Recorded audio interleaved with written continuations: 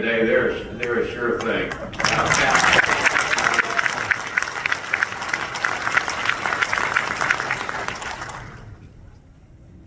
I can't tell you, young women and young men here today, how proud I am of you. All of you coming in here, getting a job, and making a difference and making a community. That's what it's all about. I want to thank the Brazoria County Petroleum Council, BCPC, I just learned that, for having me here today on signing day. And I think the signing of all these wonderful young people here today is 100 times more important than the signing of some college football team. These young people have a much bigger impact on Brazoria County, on the state, than some football team will that's forgotten 40 years later. These young men and women will still be at work, building communities, building families, making a better place. You know, I have a theory, and it's probably pretty true. My theory is that the biggest problem we have in this country is crime. All across the country. My other theory is that very, very few people are involved in crime that have a full-time job. Think about it. It used to be 20 or 30 or 40 years ago, when I was growing up, if a family had food stamps, it was seen as an embarrassment because the breadwinner of the family didn't have enough money to help them buy groceries. Now it's almost that a Lone Star card is a badge of honor. The badge of honor is these young people right here that are getting up, going to work to make something out of their life. Give them a big round of applause.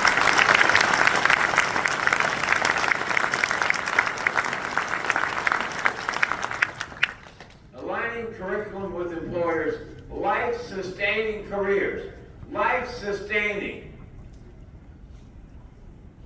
I had one of our guys come up to me yesterday.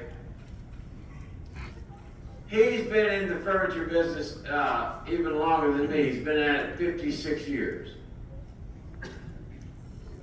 And the furniture market every year is in October and April. It's in High Point, North Carolina. And Mike just got back from the High Point, North Carolina furniture market. And he's been battling cancer. He had a doctor's appointment Thursday and Friday last week. He came in yesterday to tell me that he'd gotten some bad news. And the bad news was that the doctor said he only had 2 months left to live. And he asked me would I do him one favor. I said, sure, Mike, anything. He said, would you make sure there's a plaque with my name on it and what I've done in my career in High Point at the furniture market? I want to be remembered as a guy who added value to this industry.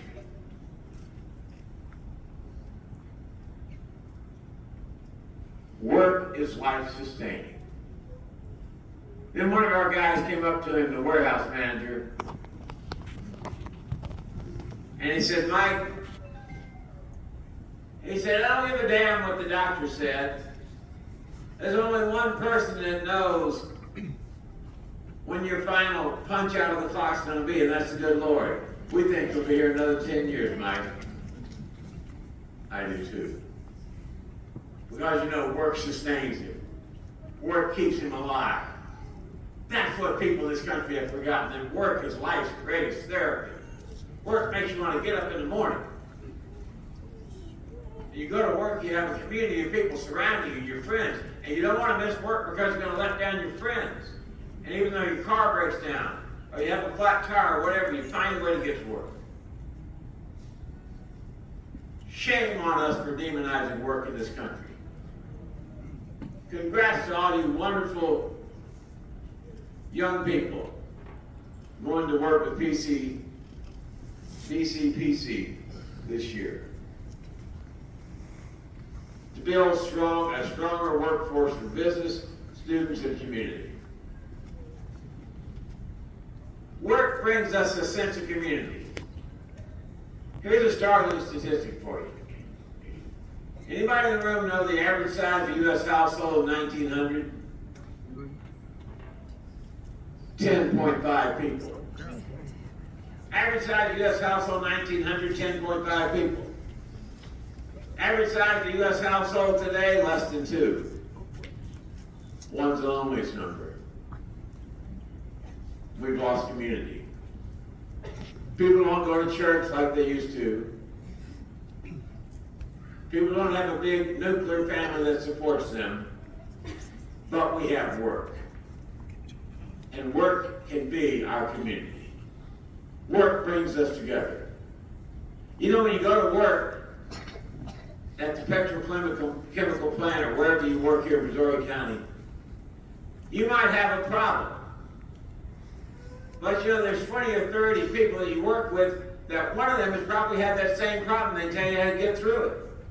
That's the value of community. Or you might need a doctor, a lawyer, or a real estate agent to sell you a home, or somebody to sell you a car. Somebody knows somebody in that line of work. It's about community.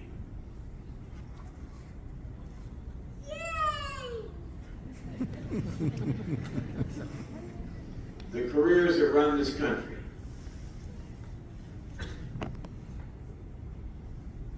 Let me give you some of my list and my background so all you young people going to the workforce will know where I'm not headed to. You see, I was doing real well about 44 short years ago. I was 28 years old. I was young man. I was living at home with my folks in Dallas. And I had kind of a menial job. I was stacking groceries, making about $3 an hour. And one day the boss walked in, looked over at me, said, "Sonny," "you got a bad attitude." And I said, "Yes, sir, I know it, sir, but I'm trying to change." He said, "Son, I'm going to help you change." And the thoughts raced through my mind, how is this man going to help me change? A raise, a promotion, what's he going to do for me? I said, "Sir," I said, "that's great." I said, "How can I help you change?" And he said, "Boy, you're fired." And I said, "Oh, damn." I went home that night. Went home that night to my folks' house. You see, I felt sorry for myself. I felt like I was a victim of circumstances. I felt like a lot of people, millions of people in this country do now, that I was entitled to a nice home, nice car, nice job without having to work for it. Without having to work for it. And I went into depression for 3 or 4 weeks, feeling sorry for myself. And I woke up kind of early one Sunday morning. Several months later, I stumbled in my folks' house where the television was. I turned the television on. There was a religious program on that Sunday morning. And it was a television evangelist guy, and I really wasn't looking for any religion on the television, but he was preaching a message, so I decided I'd watch for a while. I turned the television on, and there he was, looking me right in the eye. And I got to tell you, students here today going to the workforce in Missouri, that a miracle happened that Sunday morning. You see, the miracle was that Sunday morning that television evangelist was not asking for any money. But he was preaching a message, and the message was that the greatest challenge that we all have from our Creator is to use our talents. He said, you know, there's a lot of you out there in television land today that are throwing your lives away. And that was me. He said you're wallowing in the throes of self-pity. He said you feel sorry for yourself. You feel like the world owes you a favor. He went on to say, let me tell you something. The world doesn't owe you a favor. You owe the world a favor. He said, get up, go to work, and make something out of your life. He said, get up, go to work, and make something out of your life. And I remember that like it was yesterday. It was a seminal event in my life. Even though it was 44 years ago, I could look in that television and see it like it was yesterday. And those words he said really shook me up. They shook me to my core. Because I knew I was not using my talents. So I went out the next day and I got a job at a small furniture store there in Dallas. And the problem was that furniture store was located about 50 miles from my parents' house and I had no car. Well, I learned in business and in life, you do what you have to do and you don't pay the price, you enjoy the price. So I got up every morning at 6 o'clock, rode the bus 2 hours out to that furniture store, worked there till 7 or 8 o'clock at night, and rode the bus 2 hours back. But I began to think, I found something I was good at. You see, work brings purpose and meaning to life. That's what people are missing that don't work. It brings purpose and meaning to life. And I found something I was good at. I was good at selling furniture. And I began to read some self-help books like Think and Grow Rich, which is an all-time classic by Napoleon Hill, The Magic of Living by Claude Bristol. And I got rid of my stinking thinking. And after a year and a half being there at that furniture store, I began to dream of maybe having my own location. You see, you start off small, you learn the trade, and then you can go from there. You can be a manager. You can start off on your own. You can stay where you're at and be happy there. I wanted to start my own furniture store. So I asked the boss of that furniture up there in Dallas. I didn't want to compete with him. He'd been too good to me. He was my mentor, my trainer. Where would be a good place to start a furniture store somewhere in Texas? He said, try Houston. My brother George, there in Houston, real estate business at that time, I asked him to find me a location. He called me back about a month later. He got me a location. Now I went out to dinner the night. My little girlfriend, her name was Linda. She moved through all my ups and downs. She got a car the night. I was all excited. I said, Linda, got great news for you. She said, what's that, Mac? I said, we're going to move to Houston. We're going to get in the furniture business. She said, there ain't no way. I said, Linda, you don't understand. So we're going to move to Houston and get in the furniture business. We just might be successful. She said, look, Mac, you don't understand something. She said, all my friends live here in Dallas, went to school here, got a good job. I'm not moving to Houston. I'm not getting the furniture business with you. Well, I had learned, students and friends and neighbors, relatives here tonight, that if you're going to be successful in life, in your job, your chosen career, above all, you have to be persistent, never give up. Realize as you go on to your career, you're going to have lots of setbacks. So I was not going to give up on her that night, so I kept asking her and asking her and asking her that night. Finally, about 11 o'clock, I asked her about the 40th time. She got very frustrated with me. She slammed her hand there on the dashboard. She said, I'll tell you what, Mac. She said, I'll move to Houston, I'll get the furniture business with you. But you're going to have to marry me first. And I got to think to myself, this woman has put me on a difficult decision. But then I came up with what I consider to be an entrepreneurial brainstorm. I thought to myself, where else can I get an employee this cheap? I said, you got to do it.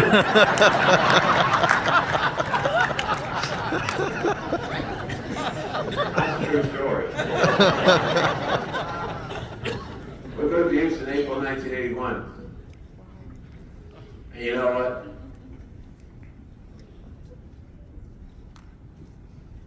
The odds of us making it were 1,000,000 to 1. All of our friends, neighbors, and relatives, they said we'd never make it. They said we're undercapitalized. They said had no connections to the banking business, Houston, which is true. Never ran a furniture store, which is true. Didn't have any contacts in the furniture business, Houston, was true. 1,000,000 to 1. But you see, everybody here, BCPC, signees, we had a great big unfair advantage. I had a great big unfair advantage, me and that little woman did. And it's the same advantage all you signees here today have. That advantage was called desire. I am here to tell you, BCPC, men and women here today, that you can have a great career. You can go where you want to go, do what you want to do, be what you want to be. The only thing limiting any of us is our desire. How bad do you want to get there? And if you want to get ahead at the job you're entering, let me give you a little hint. Get there early, stay late. Do the job nobody else wants to do. Be a problem solver. Be a person people go to solve problems. And so we started out, and I tell this story all the time. My wife heard me tell it about a month ago. I said we moved to Houston with $5,000 in a dream. She corrected me, we moved to Houston with $3,600 in a dream. And you know, we slept at the furniture store the first 2 years. Couldn't afford to have anybody steal our inventory. Many Saturday nights we would sell out our inventory. I had a U-Haul truck there, and we'd sell out all the inventory. I'd take the money we made that day. I would drive all the way to Dallas and meet my friend at his store at 2 o'clock in the morning, take that $10,000, buy more inventory, drive it back to Houston, and sell it on Sunday. You do what you have to do and you enjoy the price. Success means you got to buy a ticket. Success means you step up, inch by inch, cinch by the yard is mighty hard. So we did that. Still at it 42 years. People come out there Saturday to Sunday night at 8 o'clock, and I'm there at that furniture store, and they say, "What in the world are you doing here? Why aren't you at home?" These customers, these employees, these are my people. Where am I to go? I'm going to die at that front desk out there. You know what? I'm going to die happy. Work is my life. Work is my wife's life. Find a job you love to do. Students will never have to work a day in your life. And you may go through several different iterations so you find the one that really rings your bell, but find it. It's a life's journey.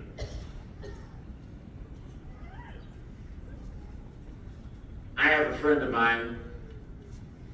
Her name is Temple Grandin. In fact, I think she spoke right in this building a couple years ago. Temple Grandin is fully autistic. She didn't speak a word until she's 5 years old. But her parents wouldn't give up on her. And when she was junior high, they sent her away to a boarding school. And at the boarding school, they put her in charge of mucking out the horse stalls, cleaning up the horse, you know. Not a very glamorous job. I see the light. That means that I'm supposed to sit down and shut up. And God said it. So Temple got involved with animals, even though she was fully autistic. Now she's 75 years old. Animal welfare has been her life. And she's done more for animal welfare than anybody in human history. She has a PhD. She teaches at Colorado State University, Fort Collins, Colorado. And she's also the world's premier expert on autism.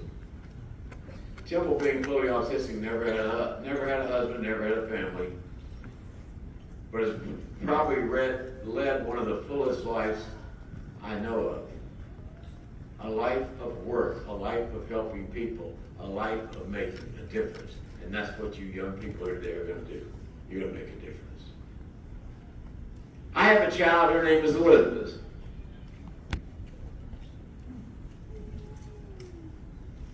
She was 13 years old. She was going to Westfield High School in North Houston.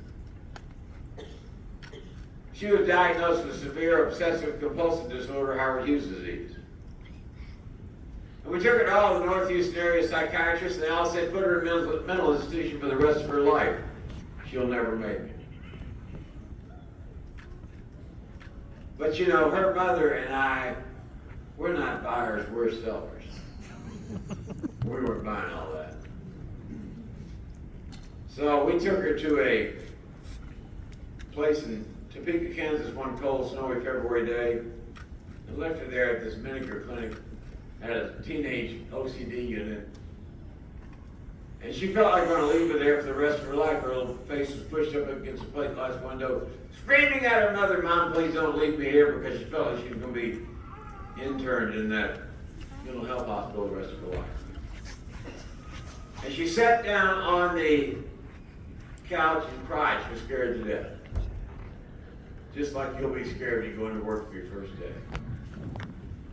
And one of the little girls who's still friends with her to this day put her arm around her and said, "It's okay, I cried when I got here. I'm going to leave here in 3 weeks. I'm going to cry when I leave because this place saved my life." Work is going to save and enrich your life. So anyway, she got out. One of the proudest moments of our life was seeing this child walk across the stage there at Westfield High School and get her diploma after many, many hardships with that mental illness. Then she went out and tried college 2 or 3 times, failed miserably because of the mental illness. Then she began involved helping other people with OCD cope with the illness. And she found out that work was life's greatest therapy. Because what brought meaning and purpose to her life was helping other people with the illness. And now she's one of the premier OCD clinicians in the world. Work saved her life. Work brings purpose and meaning to life. Temple Grandin will tell you in the New York Minute, we need more people in this country working with their hands. We need more people in this country working with their hands. The jobs you're learning cannot be offshored to China. The jobs you're learning cannot be replaced by artificial intelligence. You're learning real skills, real crafts, real jobs that benefit people all over this country and indeed all over the world. So take pride in the fact that you and your job and your career will make Texas and the United States a better place. We don't need more welfare checks. We need more jobs. Thank God for Brazoria County doing this job training for these young people. Most of the high schools in Texas got smart. They threw out shop, and they threw out woodworking class, and they threw out all these great courses, and look what happened. The average income around my store, 10-mile radius, is $26,000. I went to a micro dirty jobs presentation one time, and I came back and I started a high school at my school, at my furniture store, for children 16 to 26 never finished high school. And I started a trade school. We teach plumbing, electricity, welding, construction skills, HVAC, auto, all these sort of things. We teach them for free. Because we want people to develop life's greatest therapy, which is work. My challenge to all you young people is to learn one word from me tonight. And that word is endure. When you go into that job, you're going to find things you don't like to do. Learn to love the things you hate.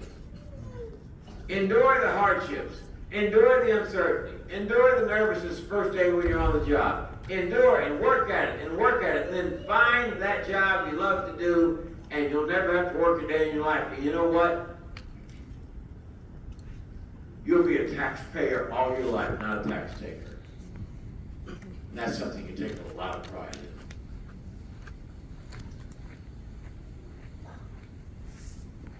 Somebody asked me a couple months ago, they said, you know, we have a lot of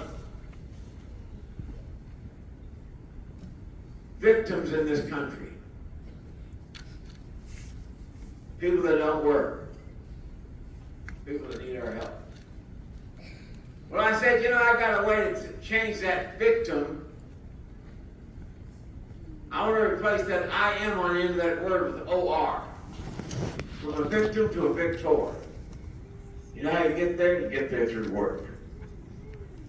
Not by somebody giving you something, but by earning it. That brings purpose and meaning to life and lasts a lifetime.